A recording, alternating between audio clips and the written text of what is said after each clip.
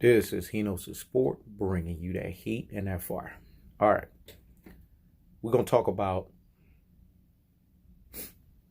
Terrence Crawford and Shawn Porter. And then we're going to talk about Errol Spence and Danny Garcia. So, hear me and hear me well. In true Mamba mentality, I'm gathering myself. Because that's what Kobe will want me to do. Gather myself. Just like anybody else. Rise above the occasion and still be able to focus at the task at hand. Compartmentalize and handle yourself in high degree of situations. Become best friend with pressure. Let's get on to the video. You got a bunch of folks that are now running with this new pandering narrative to tell you that Shawn Porter and Terrence Crawford do not want to fight each other. They both have an unwillingness to fight each other. That's not true. Because this would go completely against Kenny Porter if he's the one who basically is the mouthpiece for the Porters. When Kenny Porter talks, you know you're listening from Shawn Porter because Kenny Porter is qualified and certified because he is both the manager and the trainer. He's the one that does the contracts in terms of contract negotiations for the Porters. Kenny Porter is the mouthpiece. He's the one that goes out there and pushes the agenda, pushes the thumb and the needle for his son, Shawn Porter. This man, 4 to 5 times since the Spence fight, has gone out there and become vocal. He's talked about the contract that they sent over to Top Rank and Bob Arum. And we know this to be true because Bob Arum said, "Oh, I finally saw the contract. I finally saw their willingness to want to fight us." So Bob Arum for a while even tried to deny it until he had no choice but to come with the cold-hearted, unadulterated, and cutthroat truth to admit it. So again, why and where out of thin air did this new pandering narrative come to tell you that both fighters are unwilling to fight one another? This is what I told you guys is fundamentally wrong with the sport of boxing. You have fight fans, i.e. reverse bias, aka detractors, aka panderers, that are sitting here and telling you something out of selectiveness because it fits their pandering narrative. It's not even truth. But see, over here, we reside in cold-hearted, unadulterated, cutthroat, truth-telling fashion. So when the truth hurts and it's rendered, it will set you free. The truth will always have its day. You can't sit here on one end and believe this new thin air nonsense that both Shawn Porter and Terrence Crawford are unwilling to fight each other, all because Shawn Porter was interviewed and Shawn Porter didn't really want to get much into the conversations between him and Terrence Crawford. Do you want to know why? Because Shawn Porter has Kenny Porter for that. So all of a sudden, whatever Kenny Porter said on 4 or more occasions is all of a sudden omitted, is all of a sudden erased from our brains. Come on. You can't be classic dotes and troglodytes. You can't be Rudy Poo and Plum Plum brains. You can't be ultra fanboys with an ultra fanboy rhetoric. You have to be truth tellers. The Mamba mentality teaches us to be highly moral and ethical in the way that we conduct ourselves. This is why he knows the sport is continuing to be consistent and authentic as you know what. Because I learned the Mamba mentality a long time ago. I'm going to hold a high degree of ethics, integrity, moral, and character. This is what Kenny Porter has done. And fight fans can't act like Kenny Porter has not been vocal.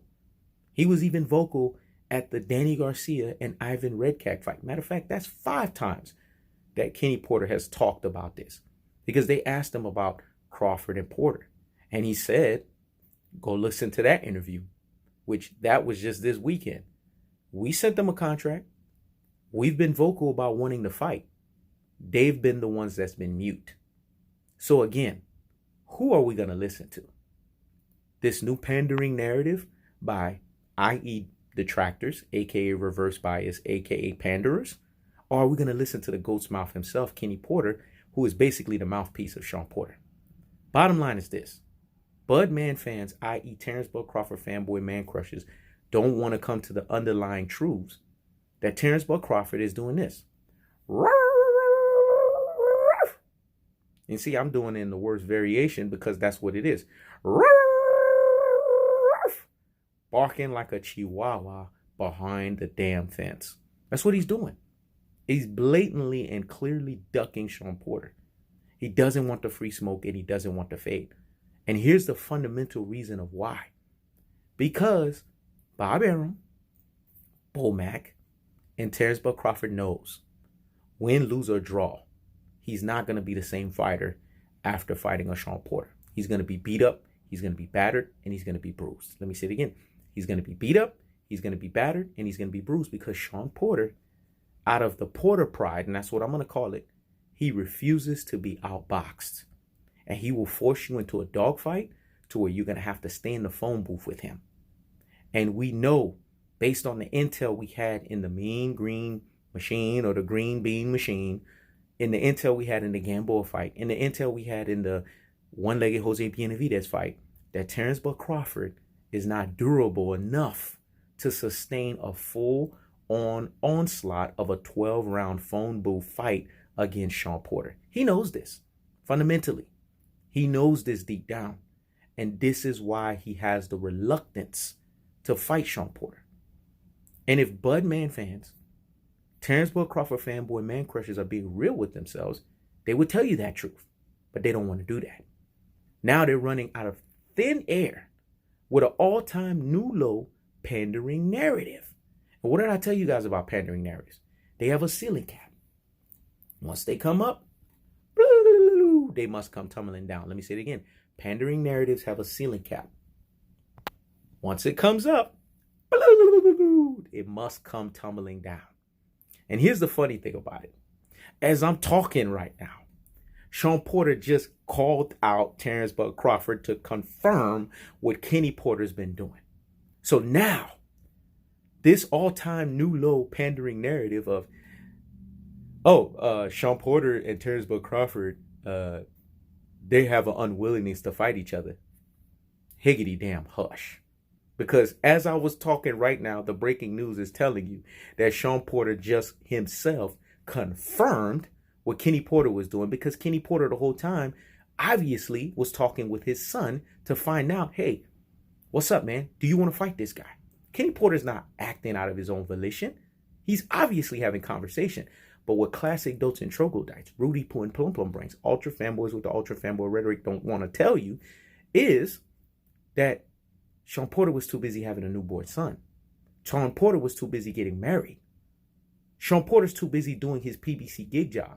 This is why he has his father as his manager and trainer to push the agenda for him as a fighter. It's always been like that with the Porters. So what are classic dotes and troglodytes coming with this nonsense? What are Rudy Poo and Plum Plum brains coming with this nonsense? What are ultra fanboys with the ultra fanboy rhetoric coming with this nonsense? But like I told you guys, the truth will always have its day. And what we do is, we debunk the foolery. We debunk the nonsense. We don't allow this stuff to happen. Because we keep the foot on the what? On the necks. We keep the foot on the what? On the necks. And like the Tibetan mastiffs that we are, we apply what? Unlimited pressure. Because pressure does what? It bursts pipes, folks. That's the Mamba mentality. To never let up. Because we're not going to sit here and allow for these reverse bias, aka detractors, aka panderers, to masterfully try to dupe you when you should be a deep thinker, a real G, a super real G, and an ultimate real G out here in these boxing streets to know better. So, once again, higgity hush with that nonsense. Ether then murk and debunk like nobody's business. Now let's get on to Danny Garcia. Danny Garcia has been exposed. He was supposed to knock out Ivan Redkach. Ivan Redkach brought to him the come forward original Mexican come forward style. That was supposed to be tailor-made for Danny Garcia to counter in right hand, left hook, right hand, left hook, right hand, left hook. He couldn't even do that. What you saw in that Danny Garcia fight is if he fights Errol the True Spence, Errol the True Spence is going to park him and leave him right where he is falling.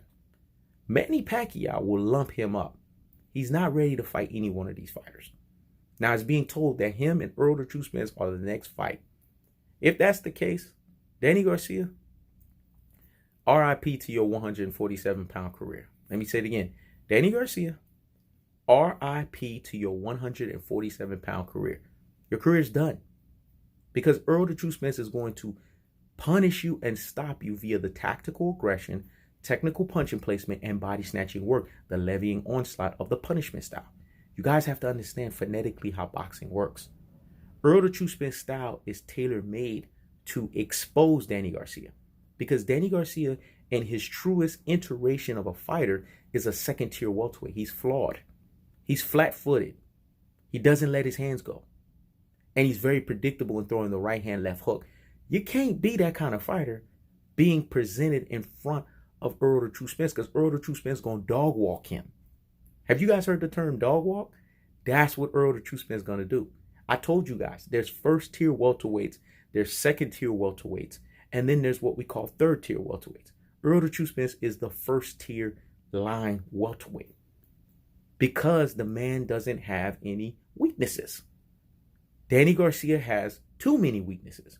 So when you put him in the ring with Errol the True Spence, what you're going to see is a Mikey Garcia 2.0 iteration of Errol the True Spence regressing Danny Garcia into nothing but what? A Uber, Lyft, and hold up. Hey, taxi Tijuana cab driver fighter. That's what he's going to reduce him to at his truest and his most properest levels. Danny Garcia does not belong in the ring with Errol the True Spence. And the Ivan Redkach fight told you everything you needed to know, because Danny Garcia, a la Cherry Garcia, and his Cherry Garcia bluff only can fight against opponents like an Adrian Granados and an Ivan Redkach. That's his truest and most properest levels. This is where Danny Garcia flourished, because against quality opponents, he suffers. Look at his fight against Lamont Peterson. Controversial. Look at his fight against Mauricio Herrera. Controversial. Look at his fight against Keith Thurman. Look at his fight against Shawn Porter. When he fought the two best guys at the time at the welterweight division, he got exposed. So what Danny Garcia has proven to you, like a Terrence Bud Crawford, is he's an overblown 140-pounder masquerading as a 147-pounder. How do you think in your brain that he's going to have a chance against Errol the True Spence? Again, this is an indictment on people not understanding that Errol the True Spence, the reason why they call him the truth is because he has no lies in his fists. Let me say it again. The reason why they call him the truth is because there is no lies in his fists. And when they fight, what you're going to see is Errol the True Spence is going to retire Danny Garcia from the 147-pound division. Don't be surprised that after the end of this fight, Danny Garcia go back down to 140. Remember, He Knows the Sport was the first one to tell you this. This is He Knows the Sport. Check it out.